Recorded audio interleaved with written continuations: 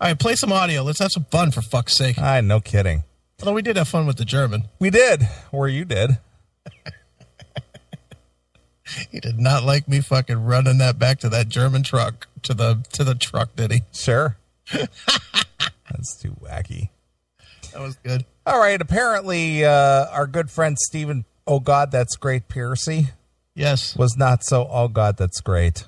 Yeah, he was a little less than great, that's for damn sure. Holy smokes. He was playing at the Canyon Club out in L.A.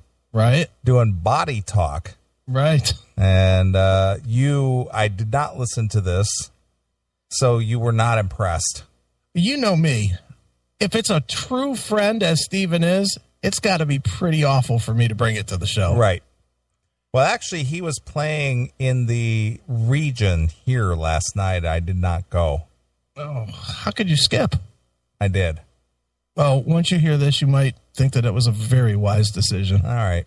Well, here's Stephen Pearcy solo doing the Rat Classic Body Talk. Right. Let's hear what he's doing. Yeah. We're too pleased with this.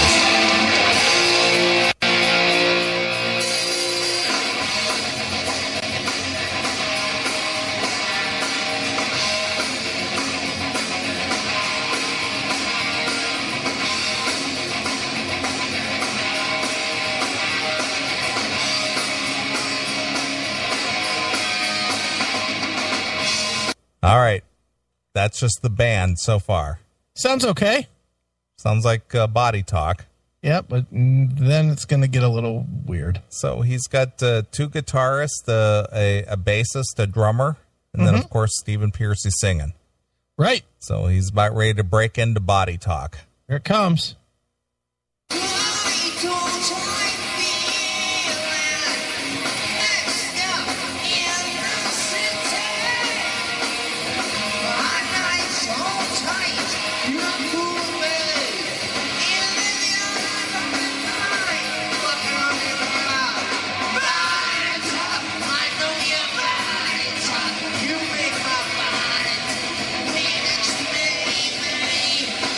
Wow. Sounds like they needed a little more rehearsal. Sounds like a little premature getting out there before they were ready. You would think Stephen would be ready. Yeah, you would think, but he's been singing that song since 1988. Yeah, but he's playing with a different lineup though. And what, that makes him not remember what tuning to sing it in? Well, I'm not making excuses here. I'm just saying that this is a totally different lineup. So the band started out good. Yeah, and then they got all but he's like singing he's doing a David Lee Roth. Yeah, different pace. Yeah, different pace. Not singing with the band, just off key. Right. All right, let's go.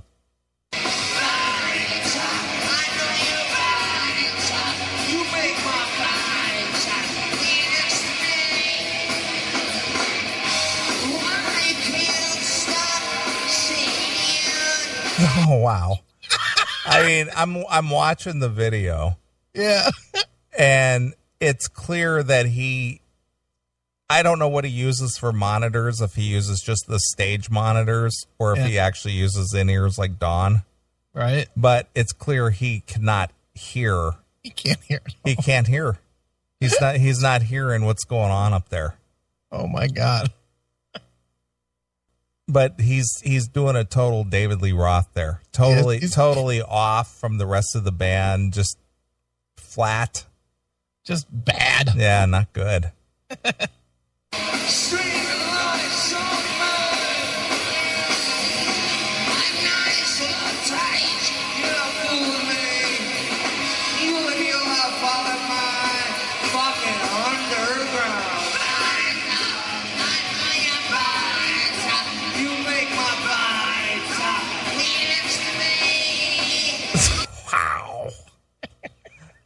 Just not good.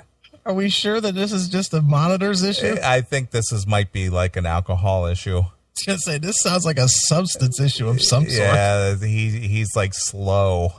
Very. He's like talking some of the words, and then he's getting into his high whine, and then he goes back down to the words, and oh boy, not good. At least he is trying to get all the words in. Yeah.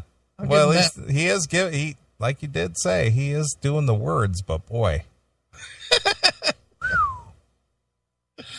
Oof. All right.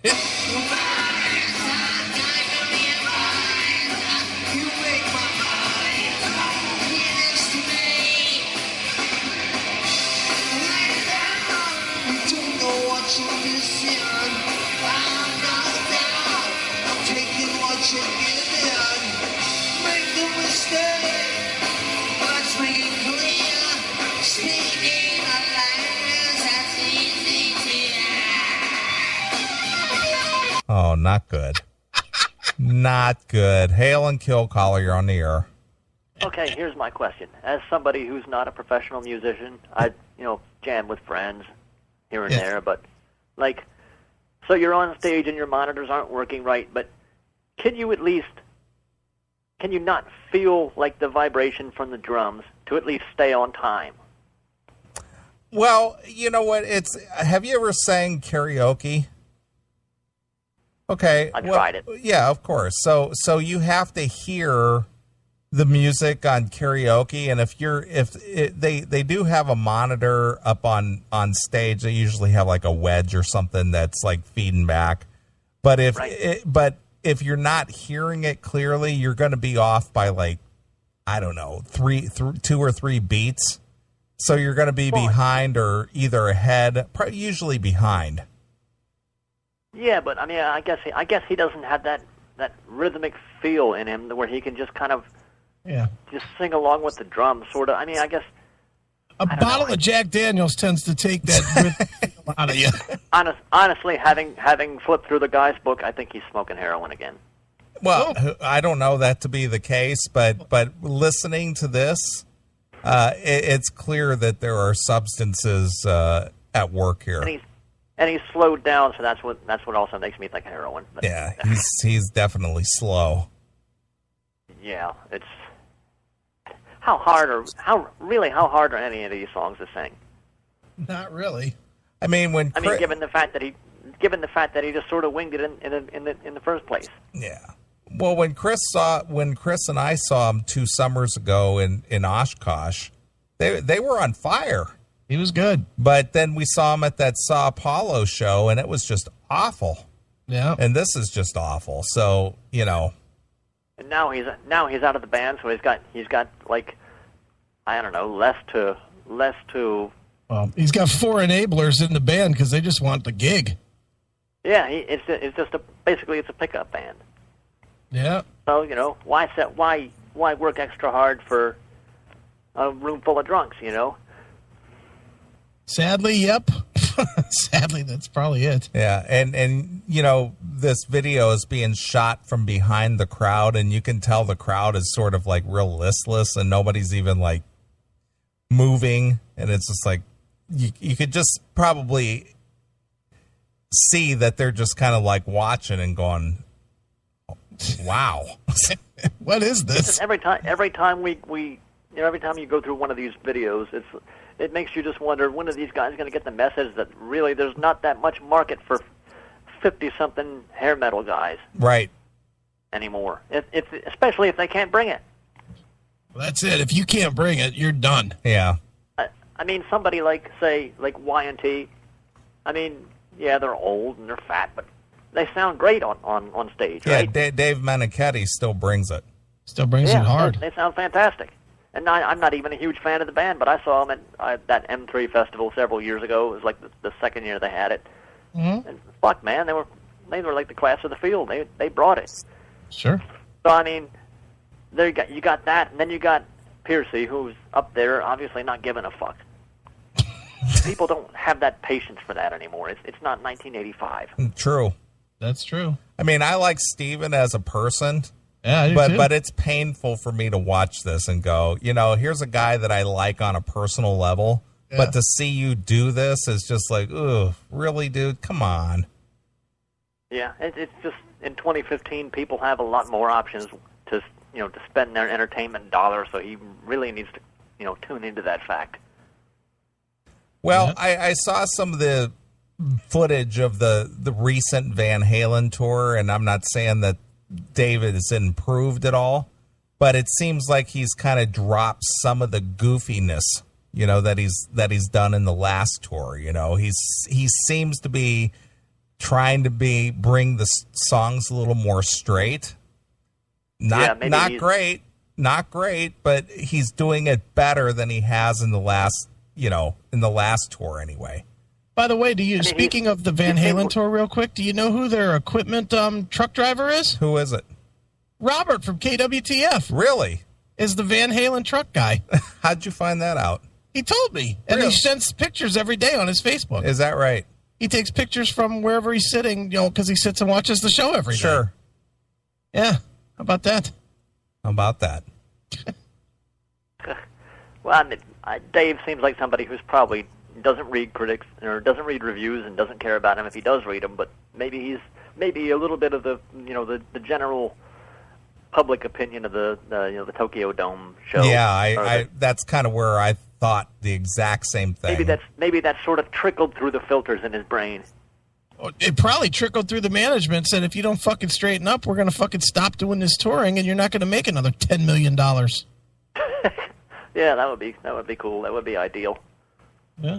Wouldn't you just like to see somebody like Dave, who thinks he's above everybody else and beyond rebuke, just get the law laid down to him? It probably has. It has to happen sometimes. David Lee Roth in full stage regalia, standing in the manager's office, shifting from foot to foot like a kid in the principal's office. Well, here's the thing, is that in various parts of that Tokyo Dome thing, he's showed that he can do it, but he just doesn't. Mm-hmm. He just chooses not to. That's my thing. He just doesn't do it. And he could sing the songs and bring them straight and stop with the goofiness and the vaudevillian act and the old Hollywood and, whatever he's trying to attempt to bring into the music, and play the songs like they're supposed to be sung. And he can do it if he wants to. Maddening to see him not give a shit or think that it's just enough for him to get up there and be Dave. But really, that's the world that David Lee Roth has lived in for 30 years or more. He just has to be Dave. Right. Well, look at how many people called in and told us that we were fucking assholes for daring to say that Dave sucked. Bullshit. We had a bunch. We had a sort bunch, of and even thing more is usually online reserved. on like YouTube and whatnot. That sort of thing is usually reserved for somebody like Nikki Sixx or Kiss. Yeah, oh no. Dave is a hero in the Van Halen world. Shit. Van Halen. What have they done for me fucking lately? That is all. All right, hell and kill. Continue with this travesty. Fuck you, pal. You need to give this a little more, too, because it does not get better. Okay.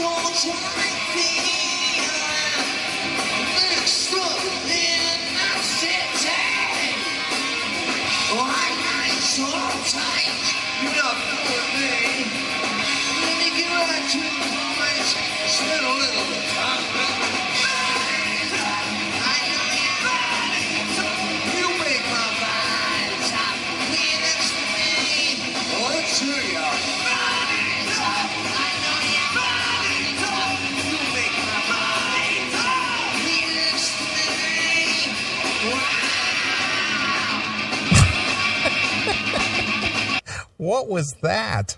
Wow! Did you notice where he just flat out missed the words, too? Yeah. Yeah, I think Stephen was feeling no pain that night. Oh, my goodness. That is brutal. Yeah, it's tough. That is a tough listen. Don't wish you were at that show, huh? No, I mean, he was here last night, and I could have gone out to the show, but I didn't. Now, after hearing this, what do you think? Tough. Good choice. Yeah. Very tough.